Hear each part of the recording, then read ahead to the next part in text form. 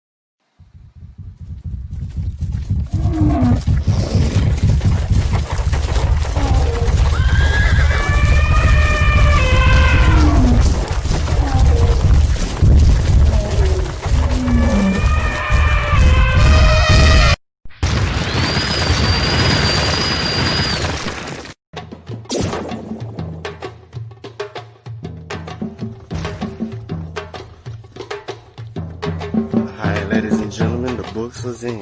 The books are in. Yep. They in.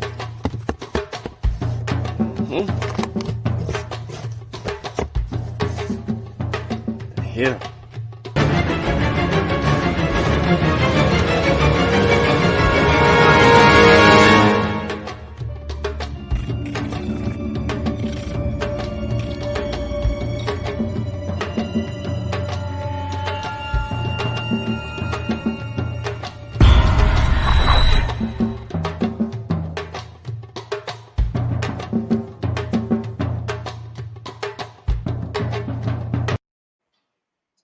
All right, peace. Once again, it's your brother Sateх and Rob Mariaman, and yeah, I want to pass the mic over to my brother Kofi. Your mic muted, Kofi. All right. First, I want to say ETM Hotel, Ren E Kofi Piesie, Dua Aku, Dua Netcher, Fakmu Alafie, Fakmu Riwi, Fakmu Iwa Pele, Majuba Iba Egungun, Majuba Iba Egungun, Majuba Iba Lakba, Majuba Iba Lakba, Egungun Kiki Egungun. I always have to give honor and praises to the ancestors, because without the ancestors, we wouldn't be here. We are our ancestors.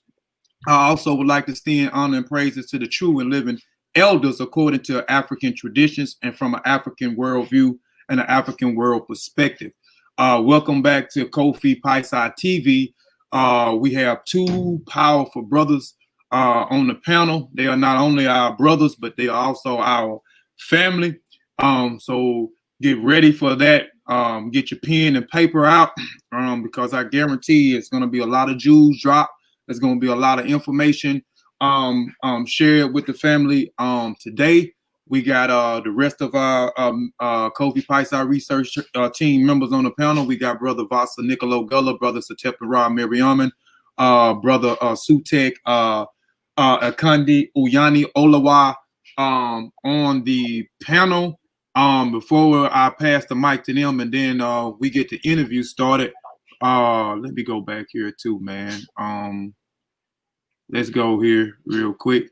As I learned, we all learn. We know over here on this platform, on Kofi Piesie TV and Mossi Warrior Clan YouTube channel, we demonstrate this and stand by this phrase, as I learned, we all learn. We must not let our ancestors down.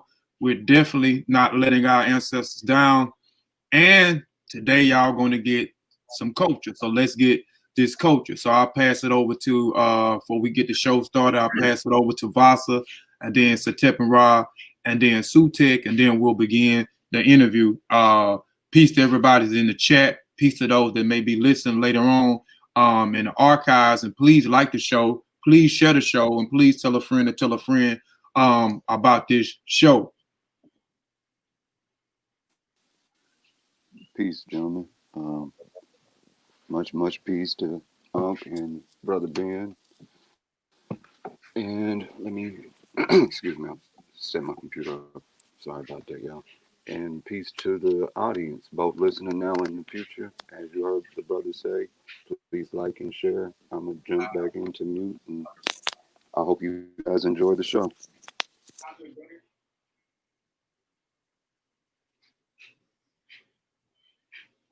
You can go ahead, Sutekh. I already said my thing. All right, okay. Peace to the chat. Peace to those that will see this in the archives. Please like and share the show. Peace to my brothers on the panel. Peace to our other brothers and our guests today, Brother Ben and Brother Ankh. This is going to be a very interesting show. Make sure you get your pad and your pen out, take notes, and enjoy. Appreciate it, man. Make sure y'all like and share the show. All right. So we want to bring Brother Ankh and Brother Ben. Before we start the interview, Brother Ankh and Brother Ben, and they're not guests, they shoot, they family. You know, they definitely are family members. But before we get into the interview, and we all gonna be asking numerous of questions during this interview.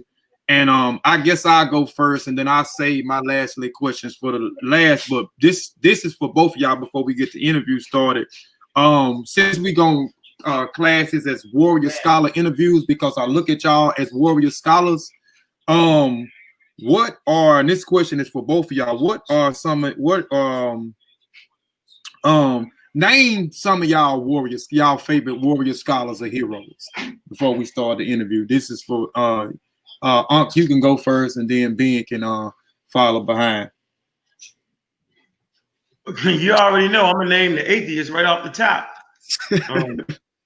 John Jackson, Dr. Ben, and Hubert Harrison, Black Socrates. Yeah, they're my favorite scholars right there. I think they're overlooked. John Jackson, Dr. Ben, people don't even know about Hubert Harris. They overlook, and people rarely mention their names. And I now understand why. Because if you don't believe like other people believe, right, they kind of make you an outcast, because they over and over again, they misinterpret African culture. And I think we was talking about this earlier. I can't even listen to people talk about Africa these days, man. I'm only listening to a few guys. I'm listening to the Masi, right? I'm listening to y'all brothers. I just can't do it. I'm listening to Wuja, listening to Asar, but everybody else, man, get out of here with that fake Africa, man. They don't even bring what Africa really was and what it meant and what their ancestors was. They take the realness out of it. They take the experiences that our ancestors went through, that our elders went through. They take all that away and they make them superhuman, right? And negating the struggles and hardships they had to overcome. They lay down a foundation for science and technology. They negate all that and they make them pseudo superheroes. So I just can't do it. So yes, that's my three. That's my top three for me.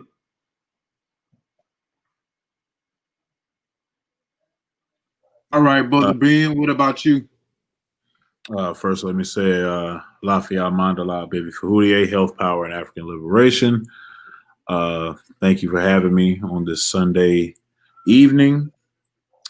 Be here with the family to kind of discuss, what we got going on and the origins of the Masi and all that other great stuff. But to answer your question, off the top of my head, I would say Dr. Fukiao, Malidoma Sume, Amos Wilson. Well, I got to put Asar Imhotep in there. And I'm trying to name, we always hear the same name, so I'm trying to go outside of the box. Although I have to put Chancellor Williams and Sheikh Anta Diop in that category as well. But I would say those are some of my favorite scholars, always checking for their work on the subject. And to add Ogunwande Abimbola, Chief Fama, I would add them to that illustrious list as well.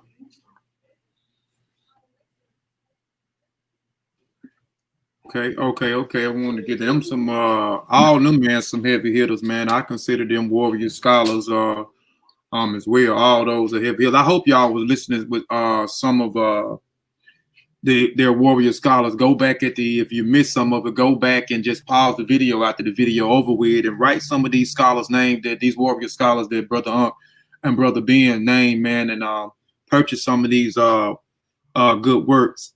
So I'll start off. And this question is for both of y'all. This is for hold on. Let me do this. This question is for both of y'all, man. I for people that don't know, how did both of y'all meet? How did y'all meet? Oh, here we go. Here we go. All right. Okay. It was around 2015. I was going to a vegan restaurant called Healthful Essence in Atlanta. If you ever there, stop by. They got great food. Got a Caribbean spin on the vegan narrative. But I was there to meet another gentleman, but he was late. So I went outside to see if I could see him. And being that I had been watching Saneter TV, and at the time, I recognized Brother Ankh. So I came up to him and introduced myself, and he was coming in the restaurant as well. So this was around the time they were doing they were getting ready for the Evolution Conference in Harlem, New York. So Brother Ankh had his presentation on him about evolution. Now, at the time, I was not a proponent of evolution. I didn't really know much about it. It wasn't something that I had studied. So Ankh basically showed me his presentation that he was going to give at the Evolution Conference. I mean, something like 300, 400 slides. I don't know who he thought he was presenting to, but that's how many slides he had. So, it left an impression upon me because I was headed to Kemet shortly with Ashra Kwesi. So I went to Kemet, but I noticed that the day of the Evolution Conference was the day after I got back in New York, and I was flying back to New York. So I went to Kemet, spent 2 weeks there. I flew back to New York, stayed the night, and then the next day I just stayed an extra day, and I went to the Evolution Conference in Harlem. Brother Ankh presented, Brother Asari Motep presented, and I was just moved by the research, the dedication to the research, the meticulousness of the research. And from that point, we exchanged numbers, and I ended up going to work in Saudi Arabia for about 7 months, but we kept in contact the entire time. So we just developed our friendship, our scholarship through that manner, and we just kind of been rocking ever since. We both live in Georgia, so we would meet up places and go to whoever was speaking, or sometimes we would crash courses on Africa and beat them up with information. That's just what we used to do. So it was that's how I met Brother Ankh, and we just been rocking ever since. Let me rewind a little bit. First of all, I like to say Ben is a very dedicated and loyal person. So much so that I got a phone call from DJ, and he had been on the phone. You know how Ben do. Hey, Brother, what's this about? I don't even like mentioning the guy's name. The guy that's supposed to have the school, Umar Johnson. He said, "What's this I hear that you're saying about Umar Johnson?" You remember that conversation, Ben? Yes, I do. That was our first conversation. Yeah. And so I was explaining to him that the guy was a nut and he was stealing our money. He was like, no, and we explained it. We had the good, great conversation. At that point, you didn't do too much, say too much. What you was doing was you was processing information, and that's your strength. You process information. So now we can look back 7, 8 years and realize that, you know, that guy's a quack all the way. Something's wrong with him. And for those who don't stand up and say that, it's something wrong with you. To help that man steal the hearts and souls of black people like that is a bunch of malarkey. And I realized early in the game that Ben was a straight warrior and he would have my back with that. Plain and simple. Not to mention his great wife. You think Ben a warrior, his wife is a warrior. I'm just going to tell you that straight up like that. We up in New York, and this is important, and it was the crazy debate where the young Pseudo and said he ran. And we was trying to give our presentation, and Saneter was doing the Saneter thing where he rush you out the way and try to put other people in front because we the boring guys, right?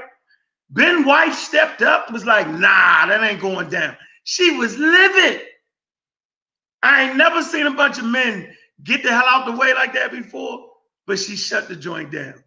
She shut it. Then Ben, of course, Ben trying to be easy, and then Ben lost it.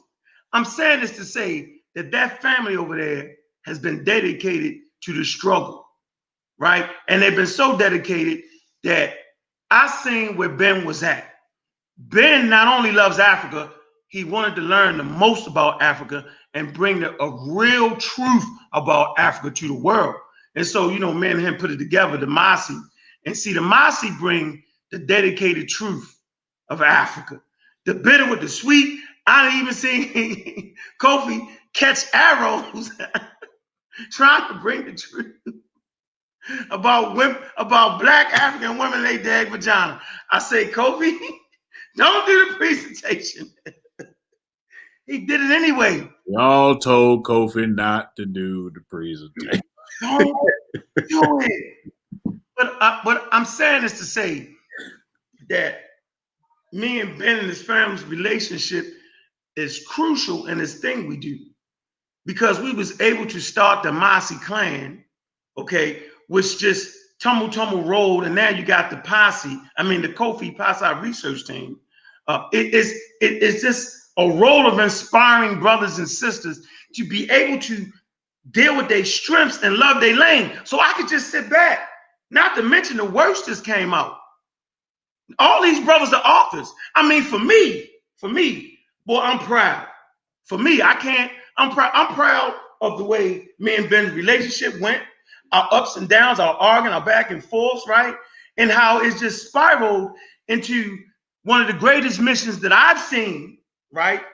In my time fighting for real information and real scholarships. Like, man, I never expected the dream to go like this. I never seen it. I thought it could be possible, but I never knew it was going to work that way. And the whole thing, watch this, y'all, is based off of not being selfish. Simple as that. Like, it ain't based off of one charismatic leader. Because I can get cussed out like everybody else can get cussed out. We all come to the round table as men and women. Every group works like that. There is no greater than all. And everybody gets to work on their specialty, and everybody is writing, and everybody is putting down authentic information. And for that, Ben, boy, I appreciate that friendship, because that's what our friendship has actually spiraled to. Simple as that. Man, you work the hell out the Masi, bro. I ain't gonna lie. And you inspired other groups from that. I ain't gonna lie, bro. I see you. That's how our relationship started. I appreciate it, brother.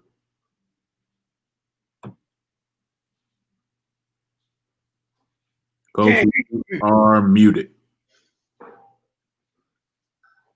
I said, and speaking about the Masi, I'm gonna ask this question. This question is for the both of y'all, and then I got individual questions, but I'm gonna come back to that. I'm gonna give it, I'm gonna pass it over to my other brothers, because they are the one that was, wanted me to put this together, this interview together, to have both of y'all on the panel. So I'm gonna let them get it off.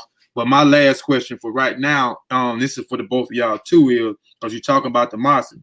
What was both of y'all motivation for creating the Mossi Warrior Clan, and what was the process of selecting members for the Mossi Warrior Clan.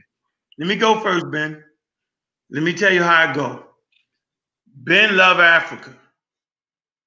Ben wanted to hear about Africa. Ben basically got a certain tolerance level. And I felt like I would lose him if he didn't have something that he could really manage and mold it the way he wanted to mold it. See, we all got our specialties. We all get to mold things we want to mold, right? And we all got to get a shot at. And so the Masi, for me, was a way for Ben to mold a group the way he wanted to be run. Man, he run this shit with an iron hand. When I say run, I mean he pulls and pushes. Everybody got their own creativity, but he's a motivator in that. And he literally picked the people. Shawn gonna always be there. Shawn everything at all times. But Ben just took his time and he just picked the best of the best, man. He took that model and just picked the best of the best. So really, he really, he the real light on that. You know what I'm saying? Not saying he's I don't necessarily like using like a leader or something like that, but man, he the light, right? And everybody follow that. And I'm just saying, I just felt like he needed to be able to express himself. And when he got taught the Armor Raw squad, right, he just focused on that. I mean, he quit the Armor Raw squad and nobody listened to him. So he still act like he quit anyway. Nobody listening to him. He never can quit the Armor Raw squad. He's done with that. Once you win, you win, huh? Once you win, you win. Yeah, especially when you that. When you family like that, man, go ahead with that. We ain't nobody even listen to that. He just was mad.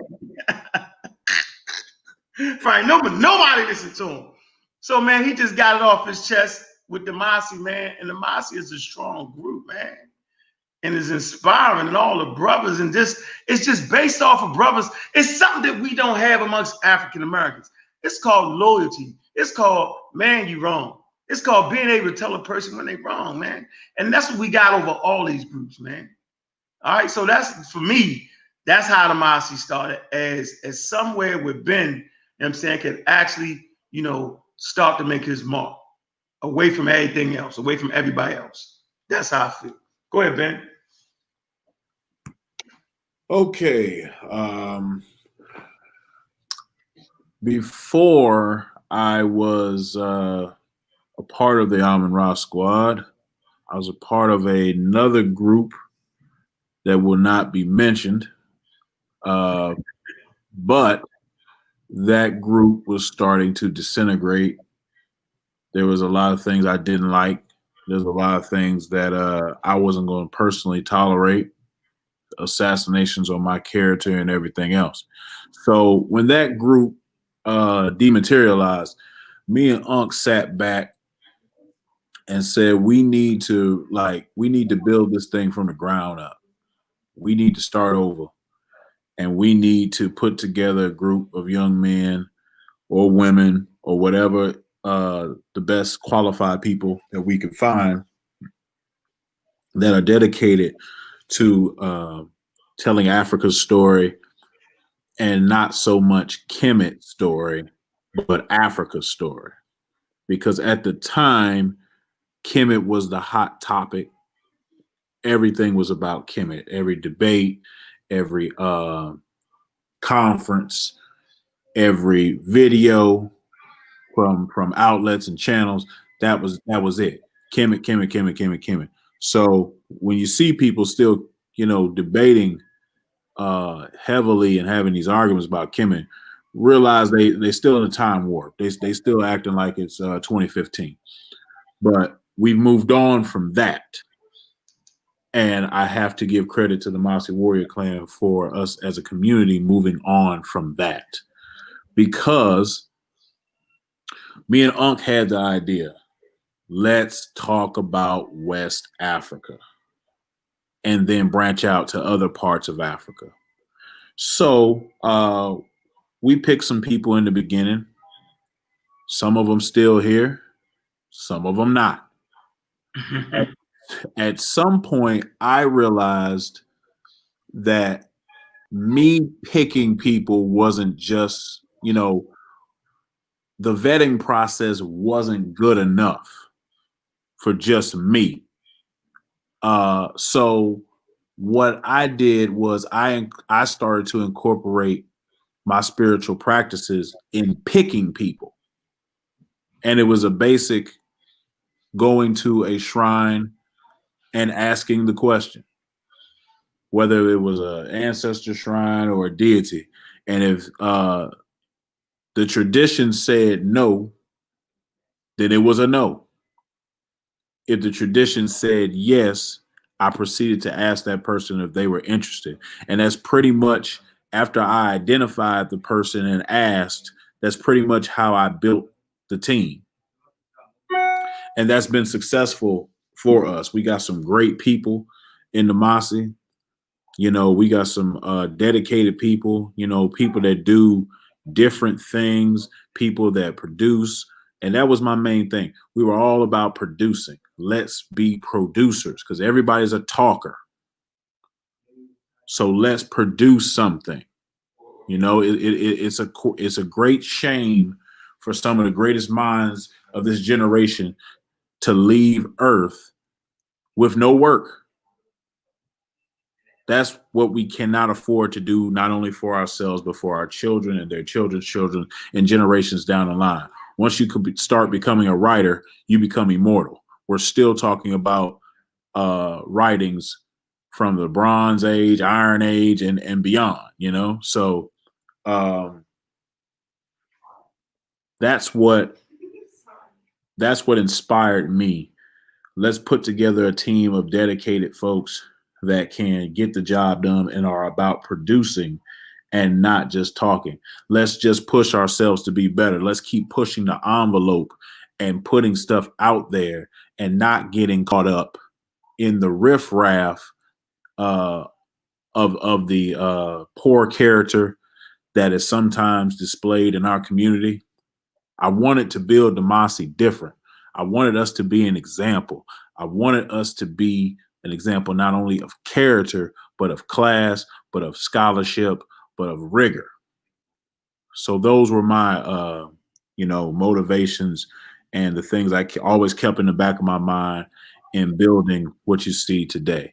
And that has segued into the Kofi Piesie Research Team and other people that we've inspired.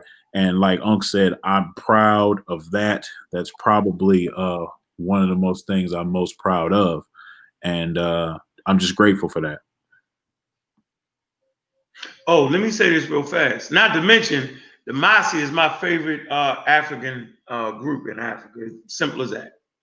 Simple as that. Oh, yeah, I forgot about that part. We got that inspiration from Williams, Destruction of Black Civilization. That was Unc's favorite group because if you read anything about the Mossi Empire, they were very relentless upon not letting foreign religions into their land.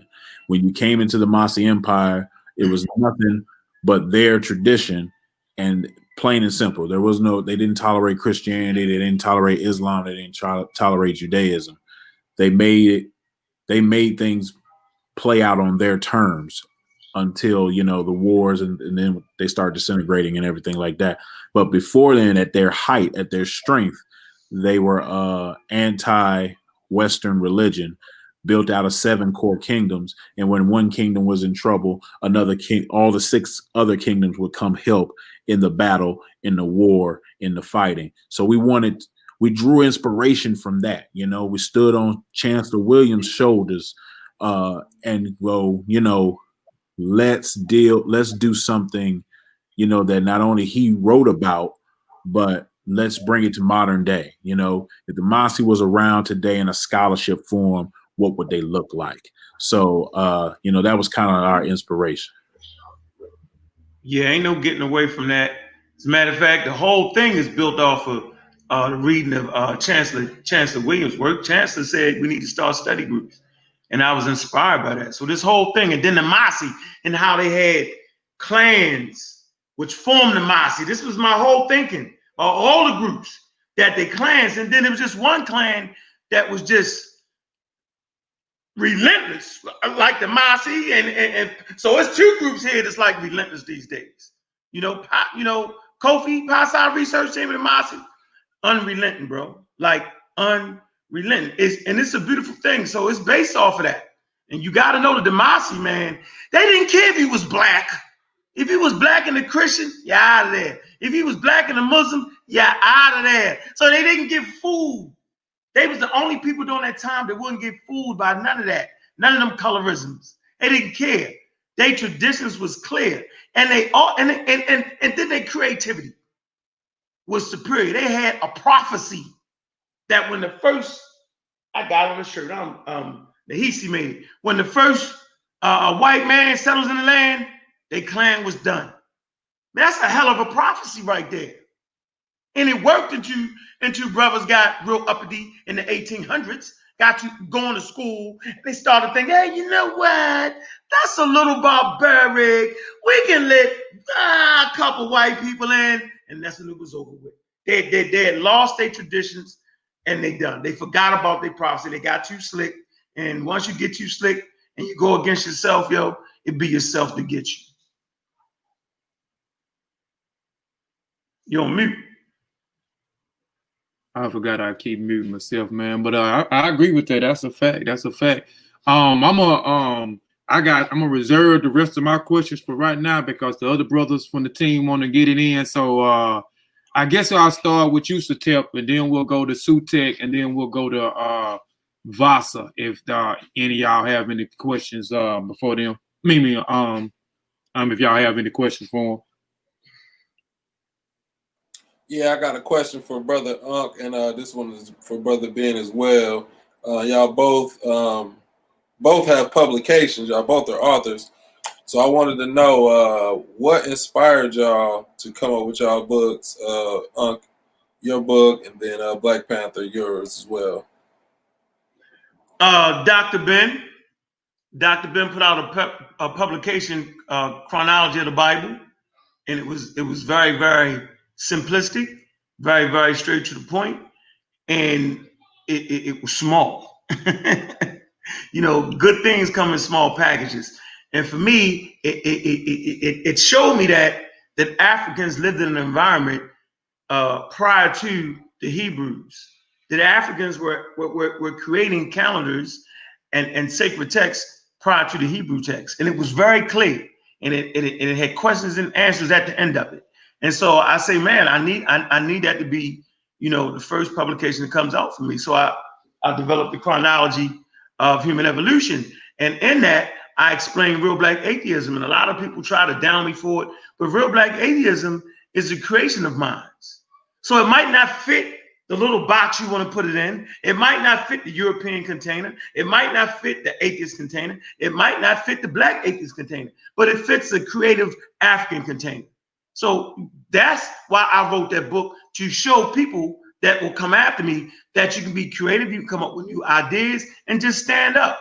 Stand up. So for me, that's my stand-up book. That's my very, very simple book, the one to help people understand evolution, because if you don't understand evolution, then you will not understand African history and African culture. So people claim to love Africa. They claim that the African is first. They claim all these things. So if you say that the Africans are the first and the Africans are the mothers and fathers of humanity out one side of your mouth, and then on the other side, but I don't deal with the evolution. Well, saying that the Africans are the mothers and fathers of humanity is an evolutionary statement. Saying that the first people started in Africa is an evolutionary statement. So I just wanted to answer those questions, there's questions and answers in it, and I wanted to make it real simple, real clear, because what I learned was around here, if the book is too big, people don't read. Okay, I appreciate that. Brother Ben, what about you? What inspired you to get your journal together? I was inspired by a broadcast by brother, it was conducted by Brother Asari Motep. And on the panel were gentlemen like Takal Kilimanjaro, Lasana Hotep, and one specific brother named Siri McDougal.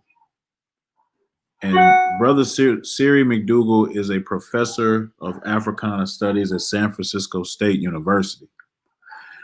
He has he's author of a book called Research Methodologies, and he put out a challenge.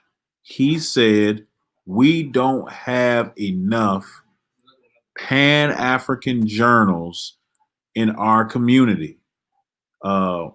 At this time, there was only the Journal of Pan-African Studies, and he said, we don't have enough.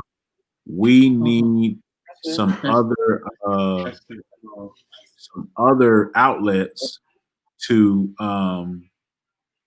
get our ideas and scholarly works out, because when you submit them to these other journals that are not African centered and not Pan-African, they often get ignored.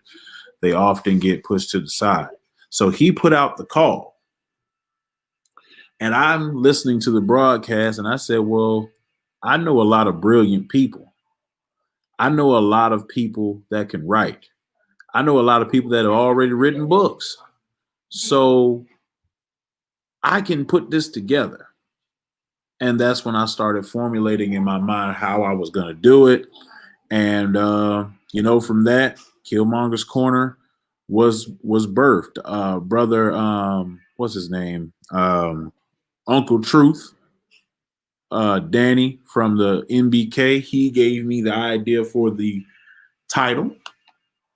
And I just ran with it, man. Brother Ujawu did the cover, did the artwork, and I just started collecting articles from people, and I put them on a Microsoft Word document and submitted it through, at that time, it was CreateSpace, which has changed now to KDP.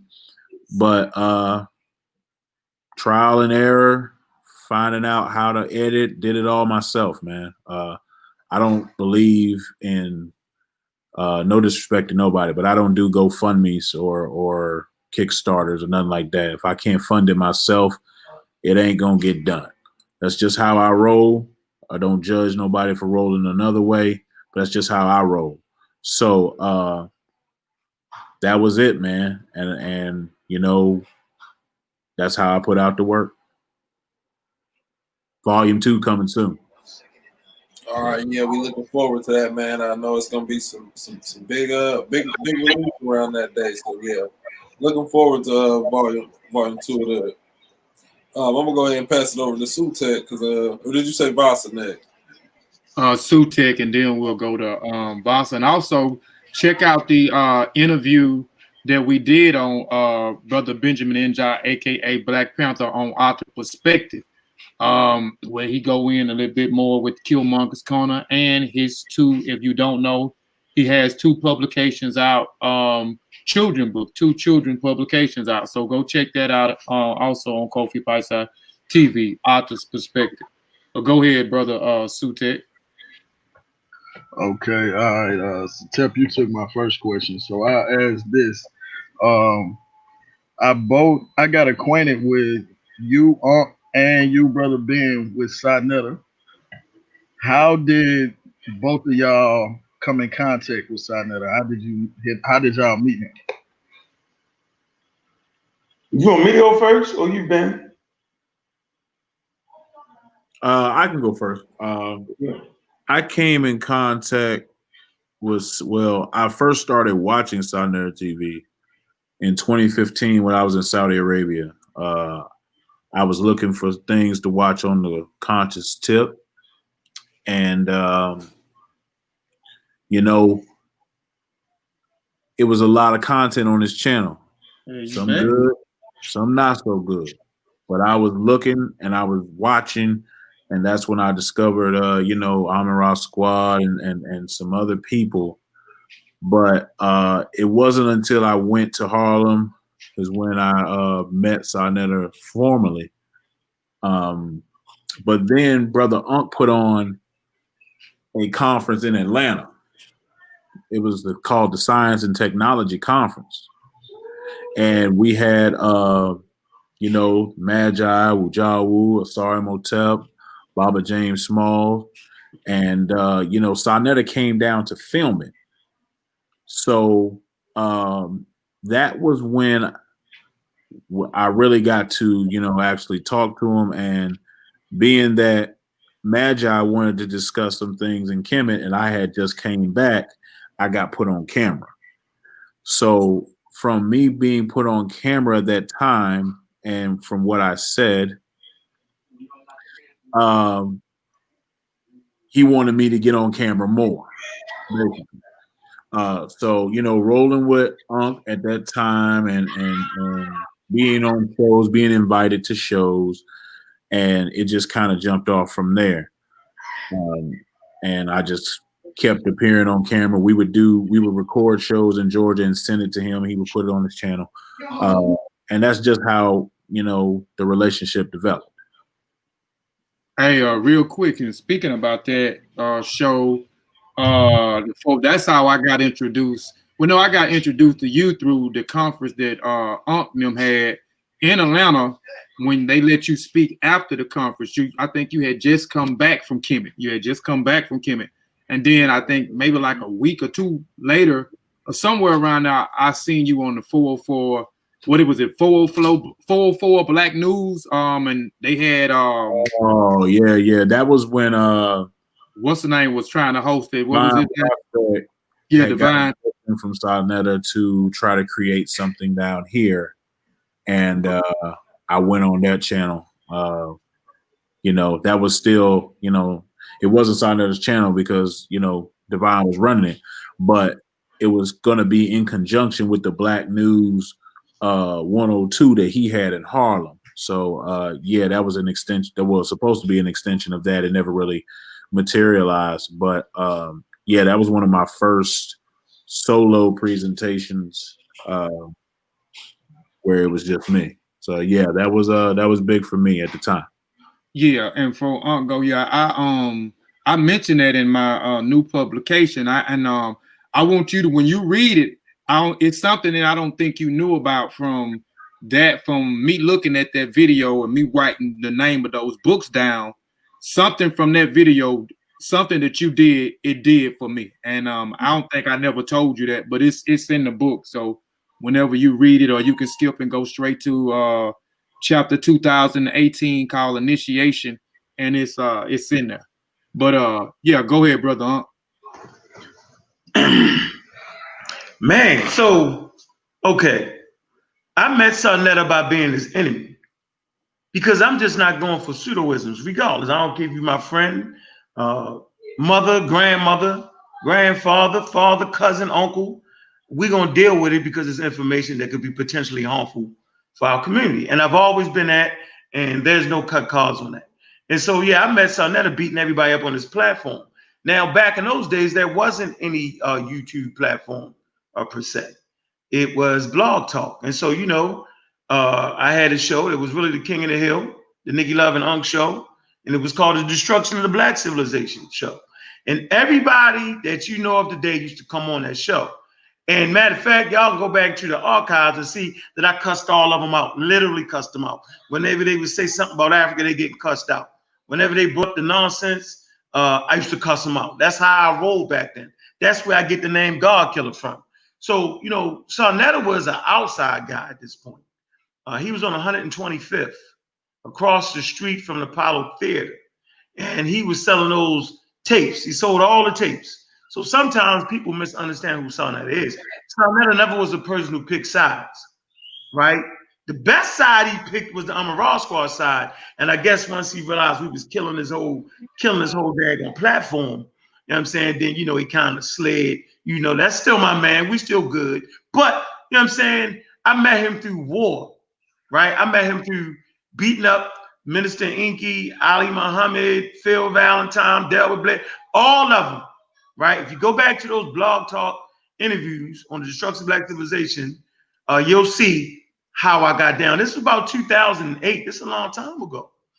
And so, then from there, we ended up getting on YouTube because YouTube started to rock.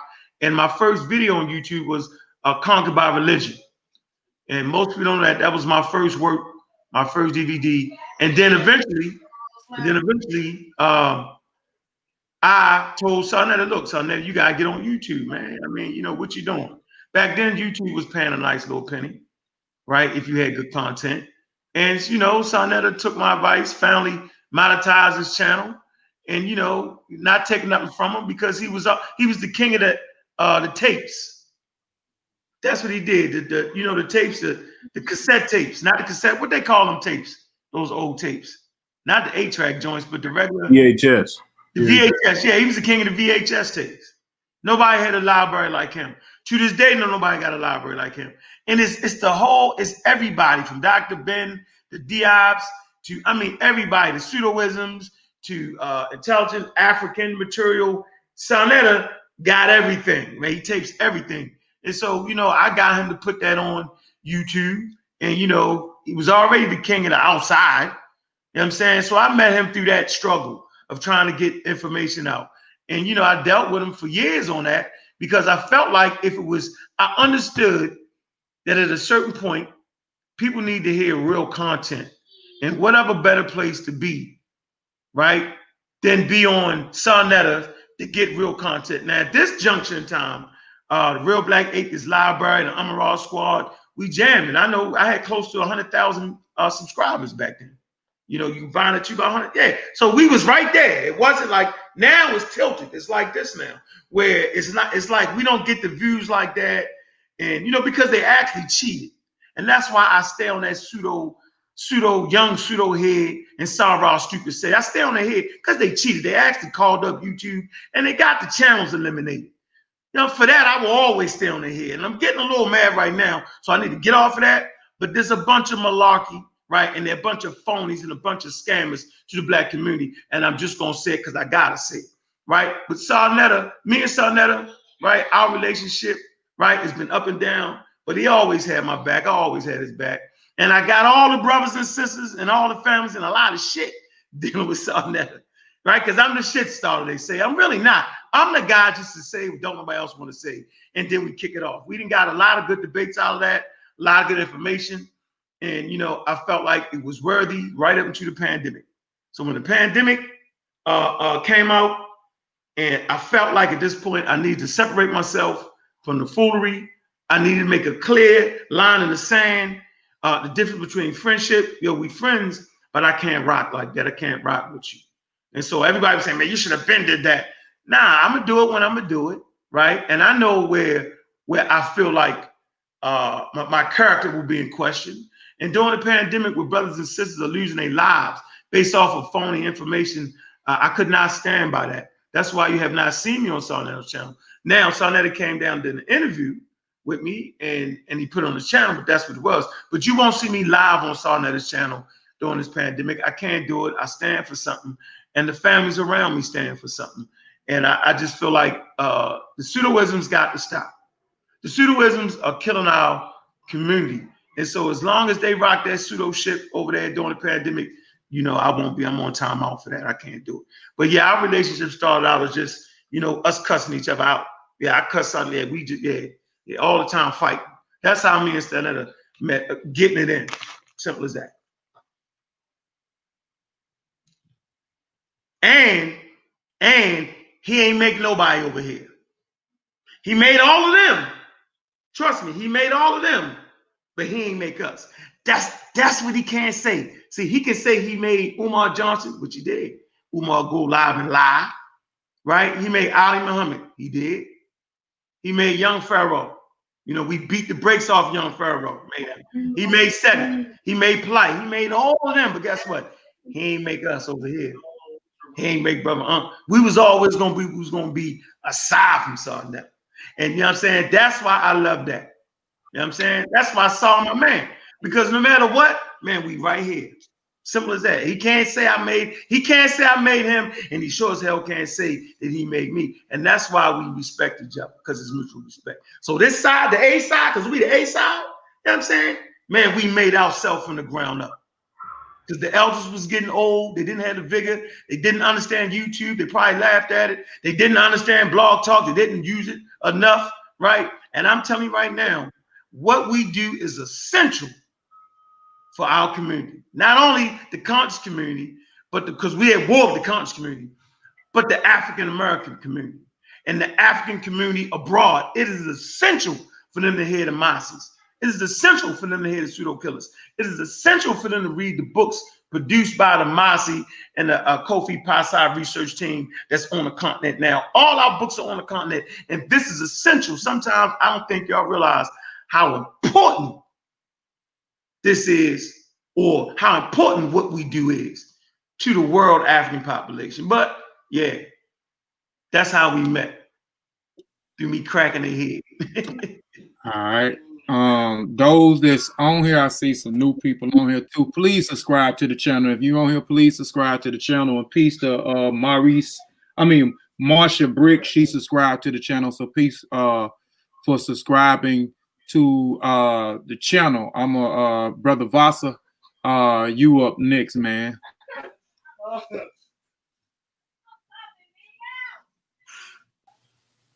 Peace, everybody. Y'all can hear me?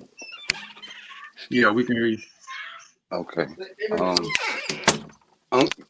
You ironically led to where my question kind of would have jumped off as you was answering the previous questions.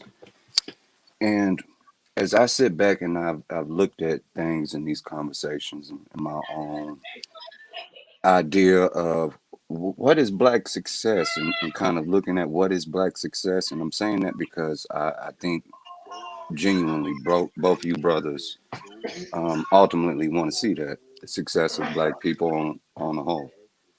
In that process, I got to looking at it like, ooh, we need a standard of what Black success is. We need to really create a new standard. And you can argue that this breaks into creating cultural paradigms if you wanted to.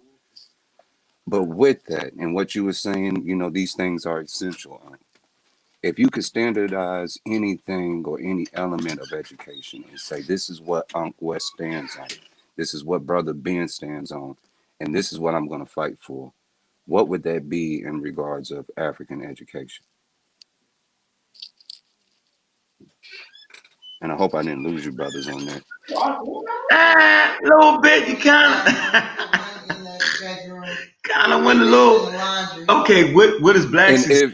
What do we stand for? No. Just that standard and those essentials that you're talking about. Like if you could, you know, and let's just break it all the way down and get to a nitty gritty level, you know, of manhood.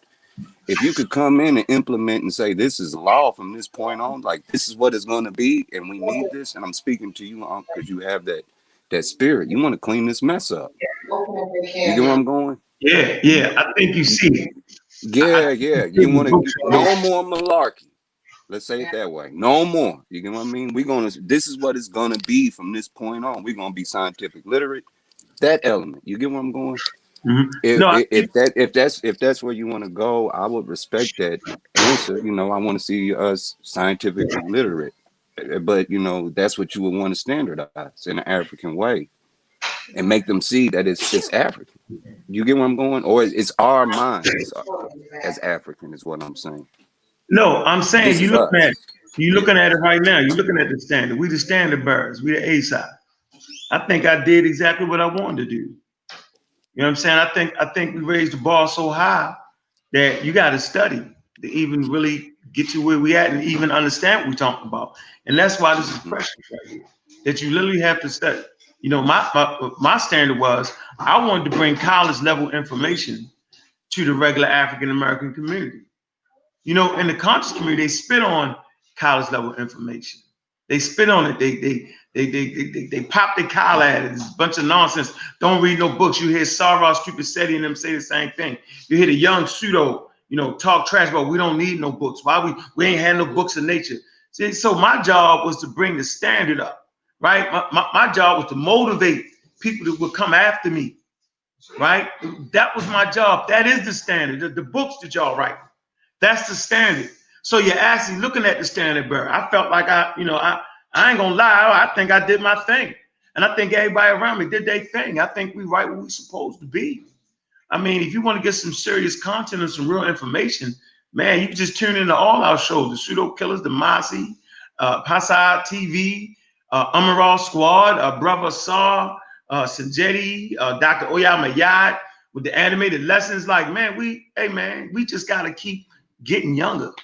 and keep getting younger. And because we got children books. Ben, man, the children book been in the store for the last 4 years. Like, I'm just saying, all the books is in the store. Like, man, sometimes, man, when you're in the thick of it, man, sometimes everybody need to sit the hell down and look around.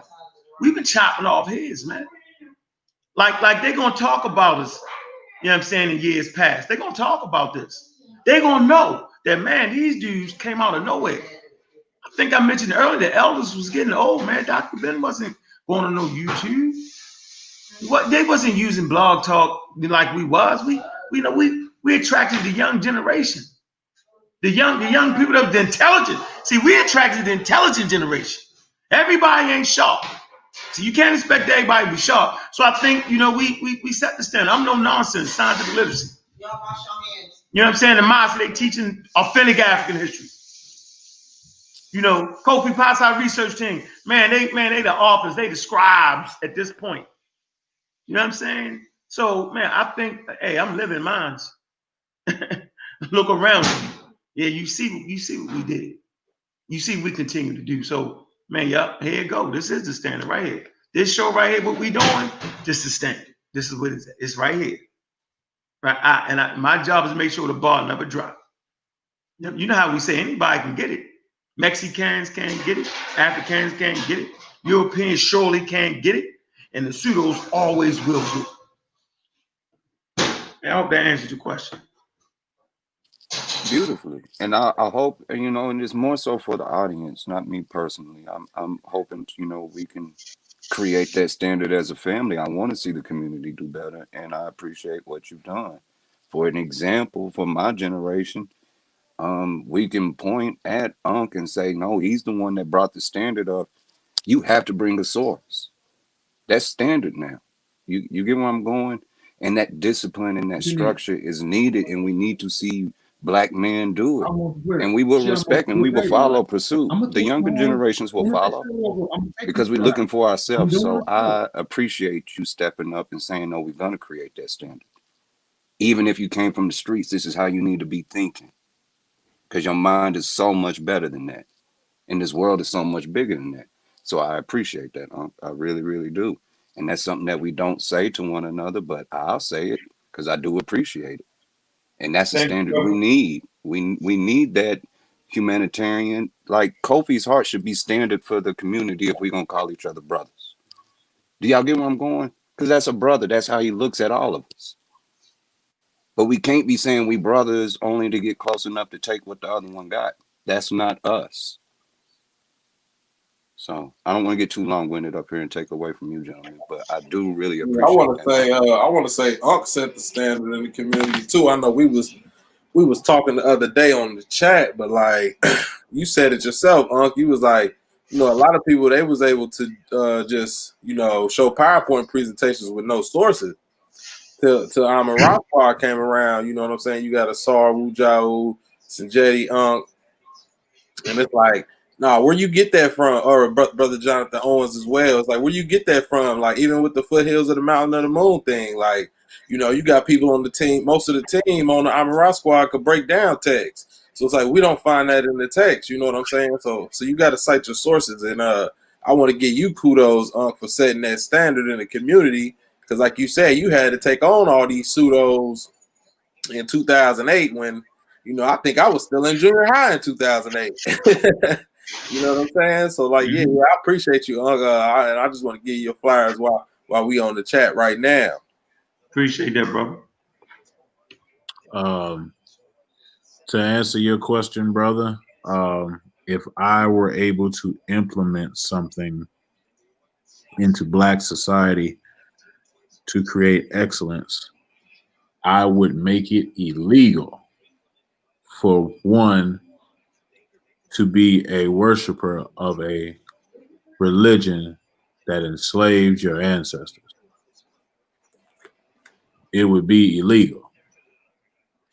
And your punishment would be sentenced to live with your culture, your ancestral culture, for a year. That's what I would implement. If I had all authority to I was the judge, and you come in there and you go, well, you've been found guilty of worshiping religions detrimental to black people. Well, your sentence would be 1 whole year in confinement to go worship with the Akon, or go worship with the Sangomas, or whatever your ancestry pointed to. Whether it's Yoruba, Igbo, Gambia, Senegal, Sahars, whatever it is. That would be my implement to society in order to create excellence, because what it would do is force people to learn about their culture, either by fear of 1 year with this type of sentence, or naturally doing it because for so many years it will become a law and people will be aware of it, and they say, yeah, this is the law, so let's beat the law and learn about our culture. So that would be something that I would implement. You talk about I just see in the chat somebody just said ancestral tribe quarantine. Absolutely. You sit in quarantine 1 year. Ancestral tribe. Absolutely. Kisu Isoke. I'm definitely talking about that. Why you giggling? And I love to bring that element into this. I like to see us smiling. I think we really need that. So what you just said, Brother Ben, is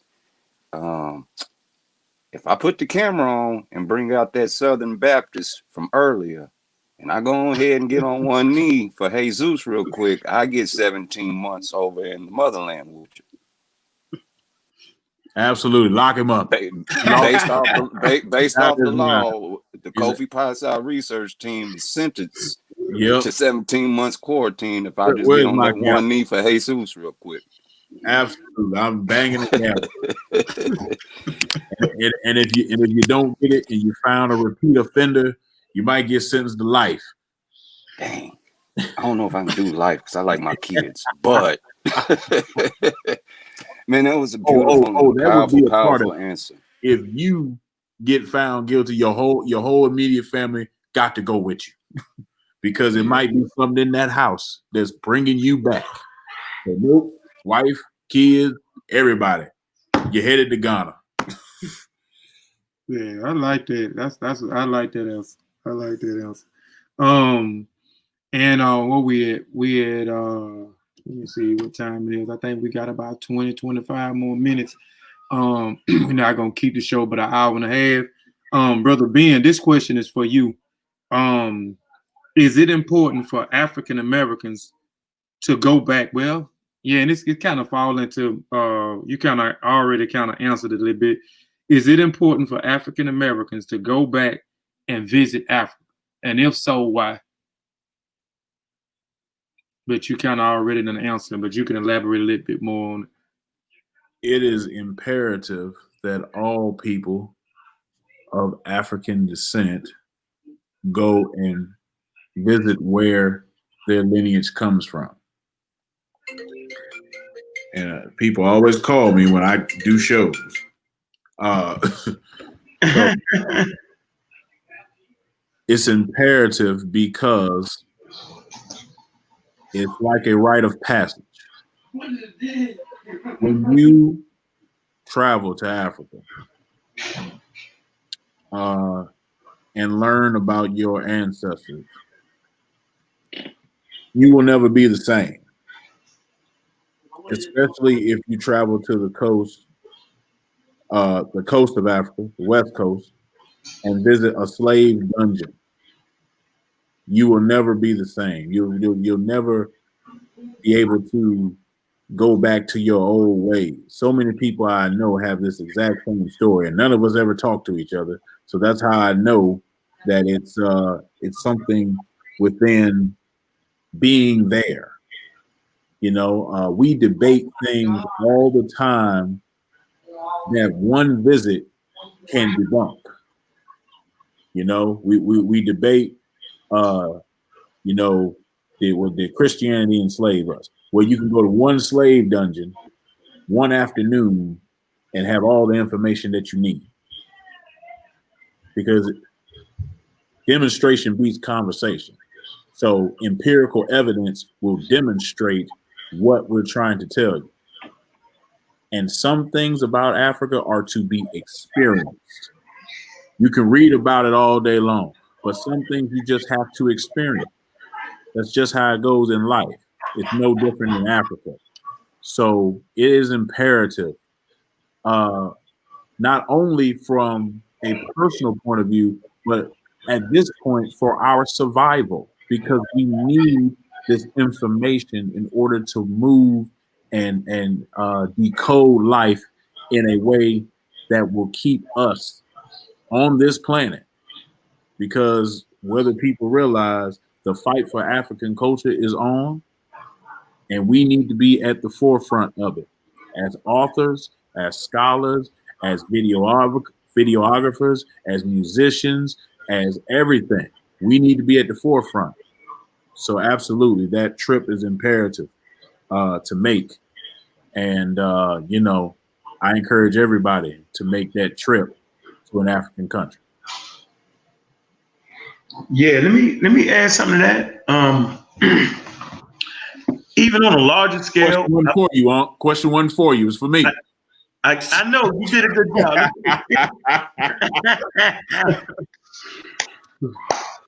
I just want a piece of that. I want the educated world community all go back to Africa. So it's kind of embarrassing when our people don't want to go back.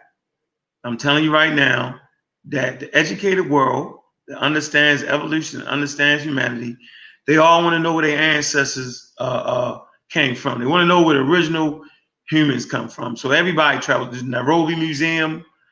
They like to travel there. They travel South Africa. You know what I'm saying? Chinese, British, everybody want to go back to Africa, y'all. Okay? And give homage to the world that humanity came from. So, we need to get on board with that. That's all I want to say. Yeah, we definitely need to get on board. Everybody want to go back there but us. That's insane. I'll ask one more question and then we'll pass it to Sutekh, Satepara, and then Vasa. And this is for you. Why is scientific literacy so important? Because you talk about it all the time. So explain to us why scientific literacy is so important, especially in our days and time. Man, as I attacked the machine gun hill, which is pseudoisms, by my damn self, I recognized that there was a tool out there that would render me undefeated. And that was scientific literacy. I got that from Dr. Ben's books and Shigante Diop's books. And I seen they was fighting a certain way. I was like, what is this? Because I learned about evolution through Dr. Ben's work and Diop's work. I'm like, and I studied and I realized that that's something they can't get around. So that's why I ran around here with my chest stuck out. You know what I'm saying? By myself, because I realized that. Then I only needed people around me that could really understand it in depthly, that could read the African language, that could really, I couldn't do everything by myself. Nobody can. So, the scientific literacy part, I always felt like was the core of what African spirituality was. And people say, huh? Yeah, scientific literacy, science and technology is the core of what African people did. We just had a flavorful way of telling the stories. Okay, we had a flavorful way of deifying things. And what we did was we end up doing the same thing the scientists do. There's not a scientist that walks this earth that does not agree that humanity is composed of everything, all the elements. Chemically, we're connected. We're connected to the elements. You know what I'm saying? Life is chemical.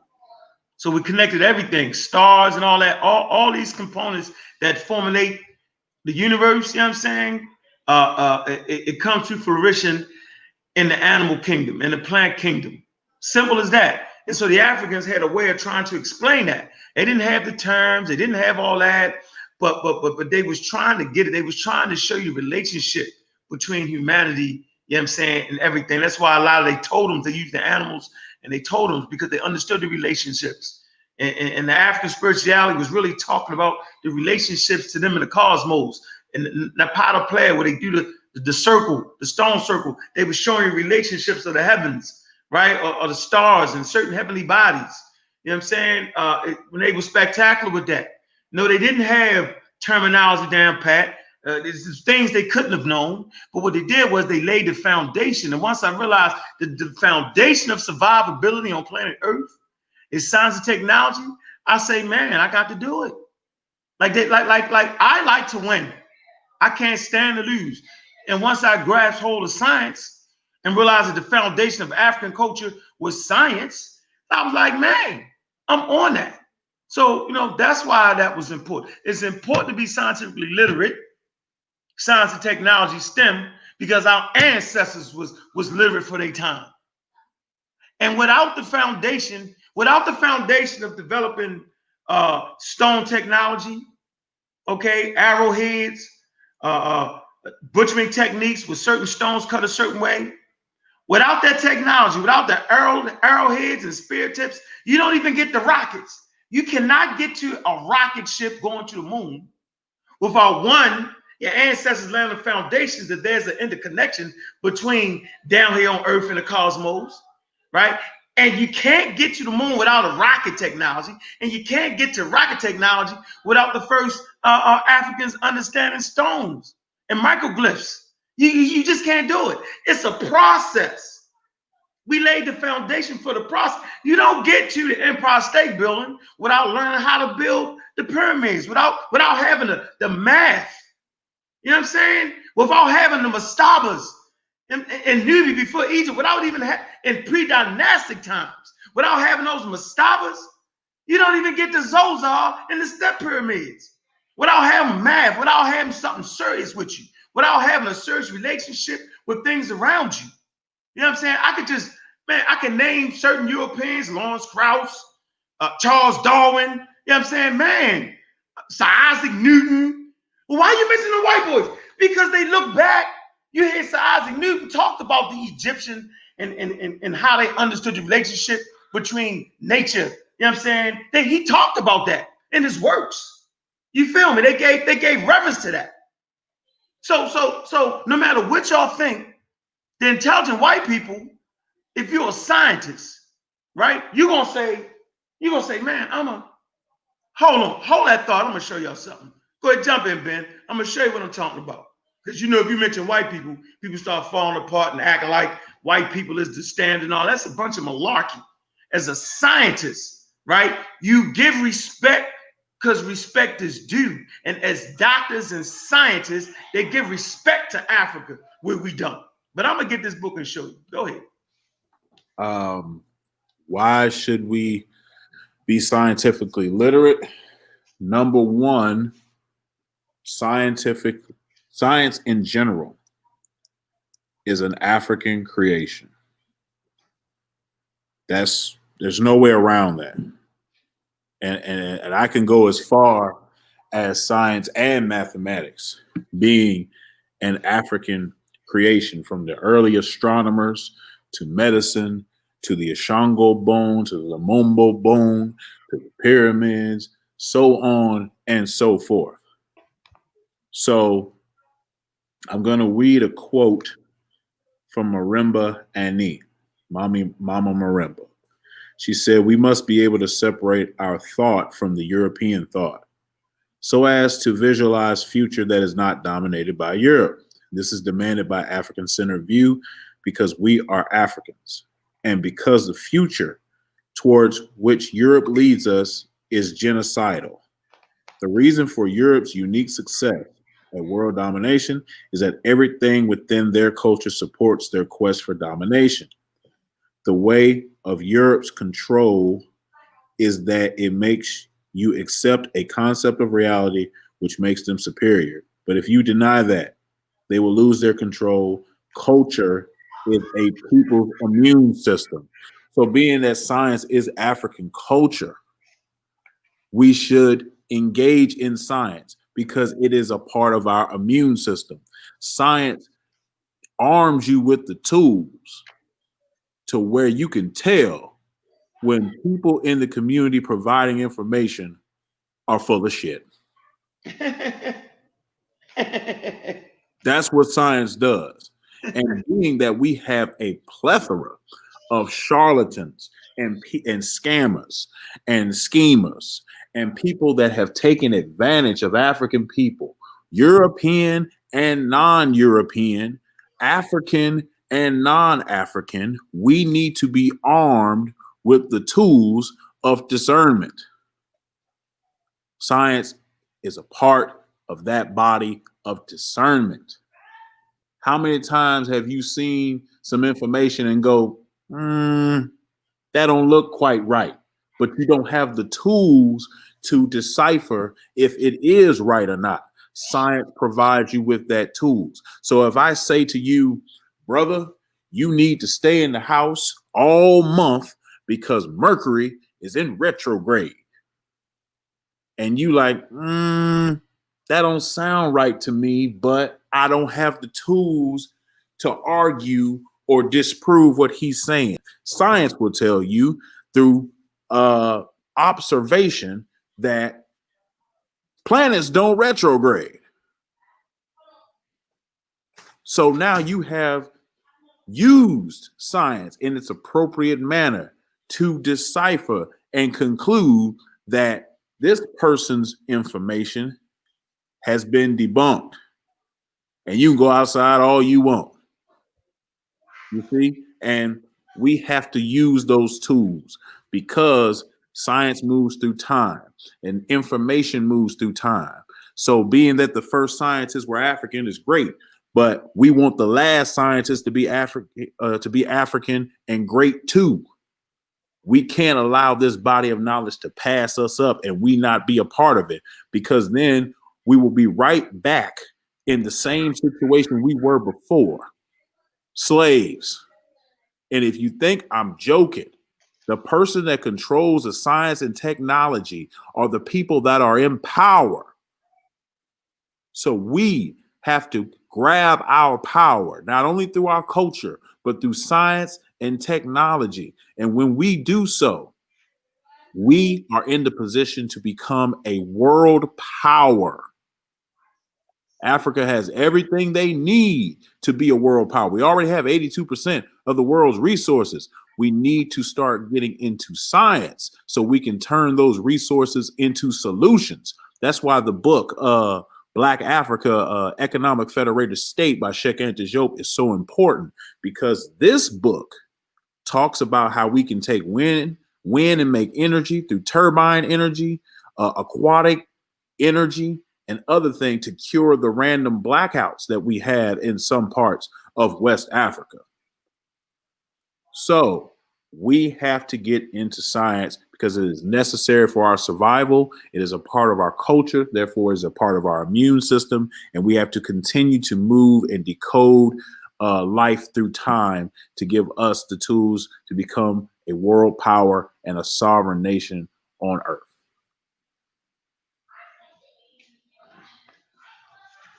So, simple as this. Clearly a European book. Does everybody want to play the European card? Simple as that. The Atlas of the Human Body. You can pick it up at Barnes & Nobles. You can get it online. Simple as that. They talk about vaccines, immune systems, everything you need to know. Then they got this big giant reference in the back.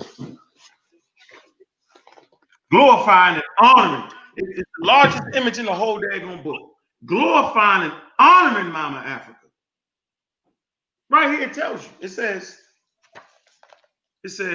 the Edwin Smith papyrus, written in an ancient Egyptian script, 1900 to 1600 BCE, is the earliest known medical literature, consisting of 48 cases, histories. It describes the conditions and diagnosis of treatment in a rational and systematic way. Ain't no religion in this So you see our ancestors back in 1900 BCE understood how to separate things when it was time to do certain things. But watch this. How important is this Edwin Smith medical papyrus? See this? That says milestones, right? It says for millennia, humans have been trying to understand and treat every man's body ailments. Here are a few examples and achievements of medicals first along the way. And the first medical milestone that Europeans are giving credit for is where? Here you go.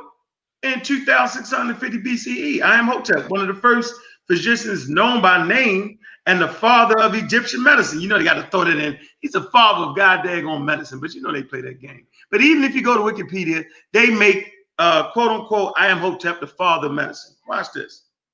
Is born. Surviving papyri indicate much earlier origins of Egyptian medical knowledge. So scientists, they always give credit to the people that preceded them. That's how it's done in the professional fields. You can read books on psychology, they're going to give credit to Egyptian psychology. You can read mathematical books, they're going to give credit to math, African math, and what they did and what they didn't do. This is what the world does. So you telling me Hippocratic is not the father of medicine? Is that what you try to tell me, brother? No, it's not, because they got him at 460 BCE. Renowned physician Hippocrates is born. Hippocrates had advocated a rational system of medicine through ascribed illnesses, natural causes, rather than supernatural foes. So the Greeks don't start being that way until 460 BCE, where we go back to 2650 BC. And if you read this again, it tells you that we go back farther than that, farther than 1900 BCE. And so, yeah, they don't, the white boy don't be lying on you. The problem is they hid it in the secret vault called the library. Yeah. You know what I'm saying? So the pseudos amongst you wants to act like they hid it from you, but Ben know, any major university, you can take your ass into a library. That's a right fact. and find that real African history. Yeah. And I just threw out Hippocratic because that's what a lot of people think. We know that. Of course I know. You know, Coach, I know. Yeah. I'm riding with you. I just wanted to show you the book that they, you know what I'm saying? They show you where, how far, you know what I'm saying, how expansive and the time span, you know what I'm saying, from when we did it and when they started to catch on, man. It's not even close. And I think it's important for us to motivate people to get in the damn game. Science is not a European thing. Vaccines is not a European thing. You know, medical science is not a European thing. Man, they just adding on to the tradition. You know what I'm saying? They adding on to the tradition. And guess what, y'all? They had to add on to it because in the world we live in, and I like to give a quick example of, say, shipbuilding, and I talk to the brothers and sisters on the Pseudo Killas. So in shipbuilding, Europeans had wooden ships, the Egyptians had wooden ships, and these ships were great. Europeans built ships to the point where, you know, they ruled what they quote unquote call the 7 seas. So, you know, when they was coming up, for you to, they say for you to be in charge of the sea, mean you was in charge of the world. But when the British made their first quote unquote metal battleship, at the point that the Britons, the Royal Navy, created a metal battleship, all wooden battleships were rendered obsolete. I'm gonna say this again. When the British created the first metal battleship, all wooden battleships from that point were rendered obsolete, meaning you could not build a wooden battleship again. It's my job to realize that when the first European came in and shot that goddamn bullet, all spears, all rocks, all that was rendered obsolete. It's a race here, y'all. And it's our job to get our people back in the damn race. Ain't no shame in that. It's that it's an arms race and you gotta keep up. Slavery stopped us from doing that. Slavery caused us to stop competing because that's what slavery do. Slavery helps render you obsolete, and slavery hopes that they don't care if you go back to Africa and realize where your ancestors came from. They hope that you don't try to do better than what your ancestors did. Slavery hopes that you don't go back, right? Get the foundation and then use your own imagination to add to that. They hope you don't do that because then they know you're not going to compete. So for me, it's about competing. It's about putting us back on the world stage. You know what I'm saying? It's about character. It's about understanding African people. It's about understanding the genius of African people and understanding that if our ancestors did it and was on a level top notch, then we too can compete and be on a level top notch. For sure. We coming to the end of the show. We're gonna let Sutekh, because Sutekh really wanted this. So we're gonna let Sutekh ask the last question before we end the show. And I know it was a few people in the chat, but we're trying to keep the show to an hour and a half because we had to come back on pretty soon for the book club. So brother Sutekh, you got another question for Ben and brother Ankh? Yeah. This one is for Ben. I know you did a stream about this, but real quick, could you touch on some of the confusion between Isheshe, or what people know as Ifa, and Santeria, or Regla de Ocha? I knew this question was coming. Okay. For one, let's go over. I have to distinguish between Ifa and the entire tradition.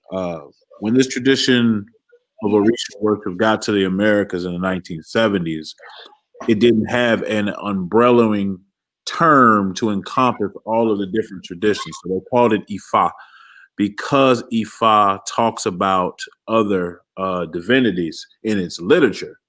But Ifa has a function as an oracle and as a history collecting mechanism. So everything that happened to the Yoruba people is in Ifa somewhere, from the invasion of the Christianity, from the invasion of the Muslim, from the trials and tribulations from the wars, the Jelawar War. All of that is into Ifa. So I understand why they picked it, but it gets lost in translation because Ifa is really only talking about one Orisha in its function, and that's Orumila or Arumila. So it's not the name of the entire tradition, simply because originally there wasn't a name of the entire tradition.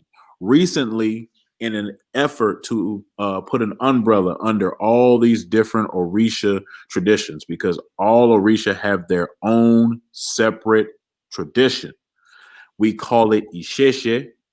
The word Isheshe means primordial. So you'll hear phrases like Isheshe Lagbao or Isheshe Abeo. All of these point to Isheshe being the oldest, Isheshe being the most senior, and things like that. They're trying to say that the tradition of Orisha is the most senior worldwide. Isheshe Agbaye, primordial worldwide. So Isheshe is the totality of Western African Orisha worship. This is different from what some people call Santeria or Lukumi or Regla de Ocha. And Lukumi are the people that came to Cuba via the transatlantic slave trade. They called each other friends. They became the Lukumi people. They also have a language called Lukumi that was developed there. I'm trying to wrap it up. Trust me. Oh, no. Yeah. You can do that. But I'm just saying, though. So the word Lukimi means friend, correct? Lukumi means friend, and the people that came are from the Olokumi kingdom in Africa. That kingdom is now, all but vanished. But originally, there was a place called Olokumi, and those people were trafficked to Cuba, where they met Cubans, became friends. The word kind of stuck, and it's also a language. So that's where the Lukumi aspect comes from. Santeria is more of a slang term for Regla de Ocha. The real name of the practice is Regla de Ocha in Cuba, Way of Saints. But Santeria is kind of like, a slang term for that. So you have the Lukumi people, you have the Lukumi language, you have Regla de Ocha, and the same term Santeria. And it's really today its own system. They do a lot of things that you won't find in Africa, but it's something that is unique to them, you know, and a line of distinction usually is drawn. Some people try to, you know, make it all the same thing, but it's not. I respect both systems. I respect people's right to practice both systems, but for me and my family and our dealings, we only practice the West African element of Isheshe.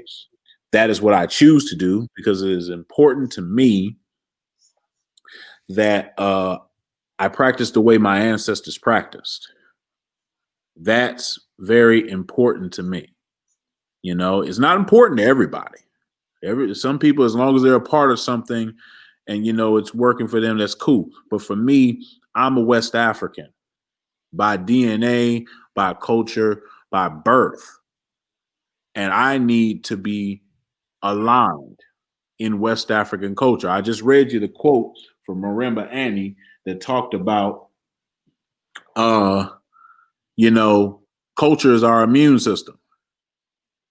So that is how we practice our immune system. And that book that Brother Kofi's holding up, Let the Circle Be Unbroken, is a great book. I would recommend it for people that are struggling. If you have family members or friends that are struggling with the concept of being African, I would recommend that book. But the Isheshe element is something that we have used to umbrella the traditions that come out of West Africa and have stayed in West Africa to this day and are traditional. The other traditions like Regla de Ocha, Candomblé, Kimdombla, Shango Baptiste, and others throughout the diaspora, you know, we respect them, we give them love, but for me, it's Isheshe Lagba. All right. Well, it's coming to the end of the show. Man. It's been a powerful interview. Like I said, we was trying to keep it an hour and a half. We went over just a little bit. Real quick too, before I end the show, I have to do this. I'm gonna plug. I don't have everybody's book, but please go out and buy and support our good brother Ankh's book. He has a book called Chronology of Human Evolution, Ankh West. I think this is, but you updated this book, haven't you, brother Ankh? Because I see it's a different cover that you have now. This is the cover. Yeah. Okay. Yeah. Okay. Yeah. So So I'm gonna have to get the updated version too. But go out. It's on Amazon. Amazon.com. Not on Amazon.com. Can they get it directly from you too, brother? Yeah, they sure can. Absolutely. Get all the books straight from you. Yep. Okay. So contact Brother Ankh if you want the chronology of evolution. Matter of fact, you probably can contact Brother Ankh for every book that I'm finna about to show, because he got just about every book in stock. Also go and support Brothers Benz. I don't feel like running back to the shelf to grab his children book, but he has 2 children books out. Brother Ben, give them the name of the 2 children book for the know that probably hadn't seen Art's perspective. You know, he has 2 children book. Give them the name of the 2 children book that you have out. One is called Aaron Knows About Africa. The second is Ekaro Mommy, Ekaro Daddy, spelled EKAARO. And you can find those on Amazon as well. All right. Here is the Killmonger's Corner. So please go get that. The Conscious Community Pan-African Journal. Volume 2 is on the way. I'm excited about Volume 2. I'm in this one as well. I'm waiting for it in the mail right now. Yes, sir. So be on the lookout for that this month, because we are already in November. Also, please go and support I don't have any more original copies, so you will see the not for sale on here. This is the author's copy right here because I don't even own original copy. Well, this is the original copy. This is the author's copy, the proof copy. But Well, I don't have. I got them. Yeah. You know, I got them. No copy, man. You Let me see. You ain't got no copy. I ain't got a copy, man. I ain't got. That's what it is. You don't want to pay for your own book.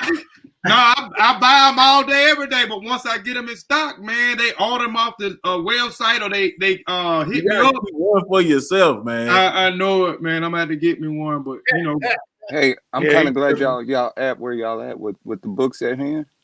I wanted to ask you two if y'all had a chance to read them, and if so, was there anything in particular that stood out to you in any of these works, as far as what you read? Man, they starting to bring that ancient West Africa live. Yo, that's my favorite shit right there, man. Man, they starting to dig into. Oh man, what you talking about, man? Like I'm being mum's the word right now on the works, man. The works you gotta sit down and read, like, and then they easy reads, man. Like they pack with it, they good reads, man. You know what I'm saying? Like that's the type of book I like to read, man. All that, like this. Hey man, look, I'm telling you, want to know about West African, African general, man, slavery. In that book, I think y'all highlight the All Max. That's funny.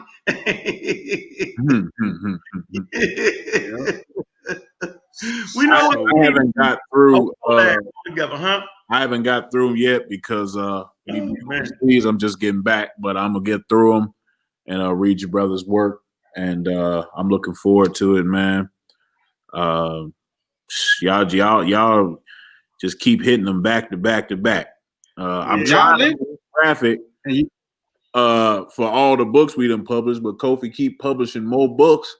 Right. I don't know when I'm gonna make this graphic. I hope at some point he take a break and I can make the graphic. But we'll see. Yeah, end of December, you'll be able to make up. And also, I mean, they in volume, Brother Ankh and Brother Ben is in volume 1. They are definitely in volume 1. And then here is volume 2 from Spears to Pen.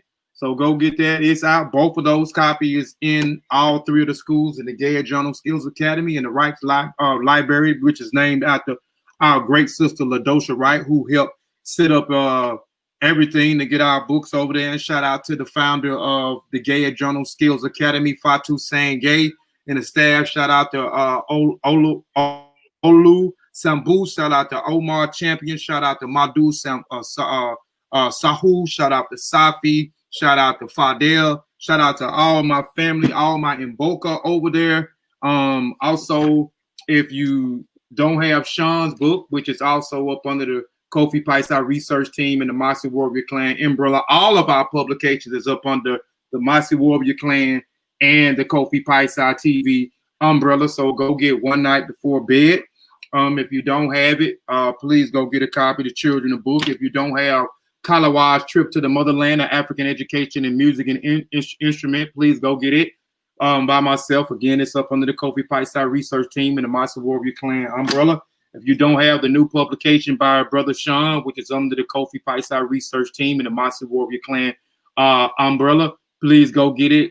From Cocaine to Consciousness by brother Herit, Shawn, Khalfani. If you don't have this book, which is also up under the Mossi Warrior Clan, I have the Mossi Warrior Clan logo, and Mossi Warrior Clan logo, and Kofi Piesie logo is going to be on all of our publications. Please go get it. As I learn, we all learn.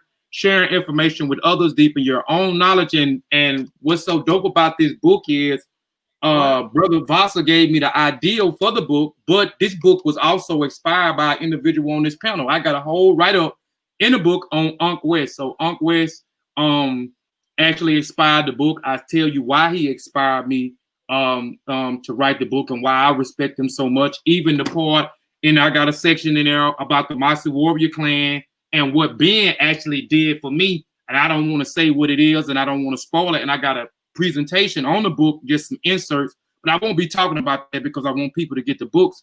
But I also have in there what Ben did for me when I actually seen him on 404 Blak News, man. So I mean, Black it's News 102. You done made up a whole name, yo. I was like, what channel is he talking about? who? What happened? It's Black News 102. Oh, Black. No, but it's 404. They started a 404. This was in Atlanta. This was the one that Divine Prospect. When Divine was trying to start that joint, Black Yep. News 404. No, I don't remember. No, Divine's so corny. Yeah. Divine corny. Shout out to Corny Divine. You corny. Lord have mercy. Yeah, But, I ain't playing with anti-vax. But go get all the publications, and also, I mean, we have 2 other big announcements. One of the big announcements. I don't got none of them. Them last 2 books, yo, Shawn. I need the damn book. You bugging. I'm definitely gonna get you the books. You got all the books. I'm definitely gonna get you. And all the books are in Ankh store, and then we have another. All the books are gonna be in the African Consciousness bookstore, online bookstore by Mary Pepper. She's the owner of that bookstore. So those books will be in there. Be looking for those books in there. Maybe November the 16th, November the 17th. You'll be able to order the books off of her online bookstore as well, or get them in her bookstore. Also be on the lookout for Volume 3. Volume 3 also drops this month too. Volume 3 drops this month, which I'll just say it drops the same day Killmonger's Corner. So it drops on the same day, November the 27th. So be looking out for Volume 3 this month. And be looking out for the Mboka clothing. Mboka is a Wolof word that means family. We have a partnership with the Gay Journal Skills Academy. We have a partnership with the staff, Fatu, which is the founder, the principal, who is Alu. Medew is also works for the school, and Omar Champion. So we have a clothing line called Mboka brand, and we'll be putting up the like page really soon, and we'll have all the clothing. It won't be just t-shirts. It's going to be a clothing brand. You'll be able to get shirts. You'll be able to get jackets, windbreakers. You'll be able to get caps, bucket caps, skull caps, windbreaker, long sleeve, pants, all the whole 9. So, I mean, all of it's looking good. Also, the Kofi Piesie Research Team as a brand. So, all of that. But the Mboka brand will be dropping on that day on Black Friday as well, man. Again, I appreciate y'all for tuning in. Brother Brother Ben, y'all got any last words, man, before we sign out? And again, it is a great honor to have y'all on. And they are not guests. They're not guests. They are family members. These are my brothers. These are our brothers. These are our teachers. These are our mentors. These are our friends. These are our Mboka, which is family. So I'll let y'all end the show, man, with y'all final words. Go ahead, Ben. Well, as always, we just got to keep holding the line, as Unc said earlier. Proud of all the works. Please support all the works as best you can. And we're not going to stop, man. It's just what we do. So, it's all, as always. Oh, and I didn't explain this earlier. I came up with the spear idea, but Unc was the first person to say spears are flying. And I just added the pseudos are crime part. So that's how that saying came to be. So, spears is flying, pseudos is crime. They got excuses, and we just keep producing. I'm out. That's it. Unc, you don't have anything? Or you let Ben close it out? Or? No, I can't let Ben close it. I'm joking.